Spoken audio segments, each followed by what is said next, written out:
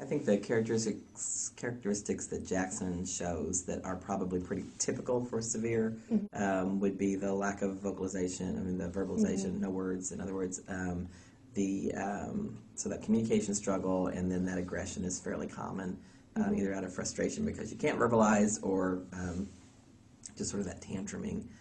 So that's probably how he is pretty much mainstream with that more severe end of autism, and also the challenges with socialization. I mean, the fact that he really doesn't have friends or relationships with his brothers in a classic way at all. It's very much he's there in the room and likes to be there, but he's an observer. He's not really partaking, taking part of it.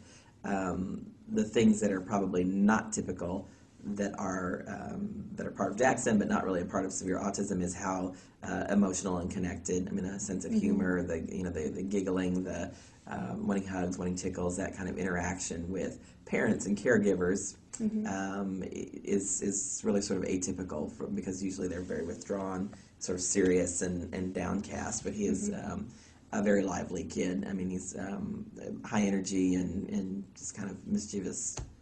So that's it's all a good thing, but it is not very typical with the severe level of autism that he has.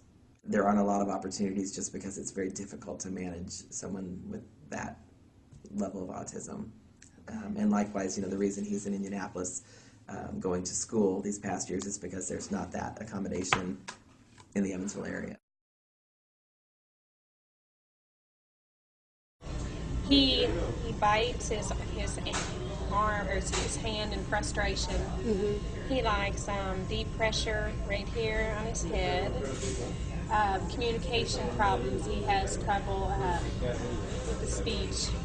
Most people can understand him, but you have to really concentrate. Very OCD, likes things a certain way. Everything has a certain way. And he has to know how his day is going to go each morning. He wants to know how what's going on, and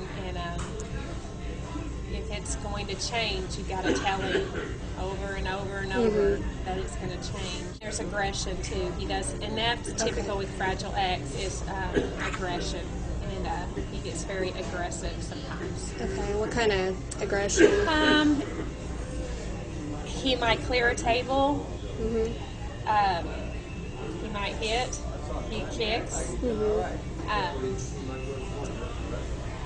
Most of the time, he leaves it as just biting himself and getting right in your face. But because it gets right there. But sometimes it goes into those other things.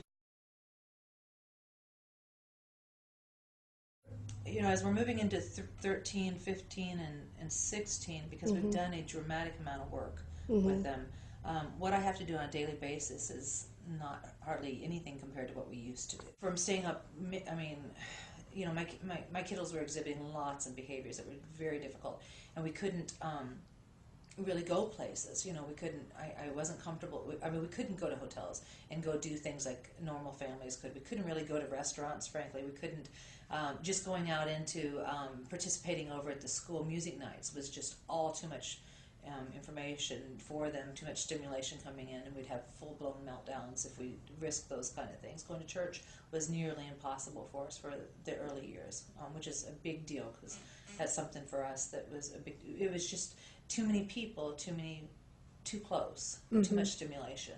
And so they had to learn, and we had to teach them how to, overcome those kind of things. Christian, my 16-year-old, when we first got him when he was 4, he had to have, everything related to his toothbrush and toothpaste. That whole routine had to be just so, and if there was the slightest change in it, it was a major meltdown that would last for days. And if you could think every little thing was like that, it was like walking on eggshells for the early years. It really was quite difficult.